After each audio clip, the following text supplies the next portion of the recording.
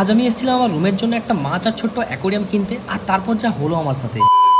So hello hello hello আমার মিষ্টি বন্ধু বান্ধবীগণ, দেখো পৃথিবীর সমস্ত দুঃখ কষ্ট একদিকে, আর এই নার্সদের ডেলি ডিউটি এটা আর একদিকে জানি। যাই হোক, তারপর ডিউটি শেষ করে রুমে এসে দেখি আমার রুমে একটা জলজান্ত পার্সেল ভালো পার্সেল পড়ে আছে। আসলে নতুন রুমে আসার পর আমি কত জিনিস যে একসাথে অর্ডার করে ফেলেছি তা আমি নিজেও ভুলে গেছি। আর মানে যেটাই দেখছি সেটাই মনে হচ্ছে না দরকারি, তাই তো রোজ একটা একটা করে আসতেই আছে। যাই হোক, তারপর সন্ধ্যের দিকে আমি এসেছিলাম একটু আমার মাসি বাড়ির দিকে, আর এখানে এসে দেখি এখানে একটা মেলাও হচ্ছে। আর তারপর তো আমার চোখ গেল এই ছোট্ট অ্যাকোরিয়ামের মাছগুলোর দিকে। বেশ অনেকদিন ধরে ভাবছিলাম যে একটা মাছ কিনবো, মানে খাওয়ার জন্য না, পোষার জন্য। ব্যাস, তো যেই ভাবনা সেই কাজ। তারপর নিজের পকেটে তা এন্ড করে কিনে ফেললাম এই ছোট্ট মাছ একটা। আর এখন আমি একে নিয়ে চলে এসেছি রুমে। চলো এবারে থাকার জায়গাটা ঠিকঠাক করা যাক। না মানে সিরিয়াসলি ভাই, আমার তো এটা বেশ ভালোই লাগছিল। চলো এবার তোমরা কমেন্ট করে জানিও এটা কেমন লাগছে তোমাদের। আর আজ আর তেমন কিছু নেই, দেখা হচ্ছে পরের ভিডিওতে, মানে আবার কোনো একদিন আর কি। আজকের মতো বাই।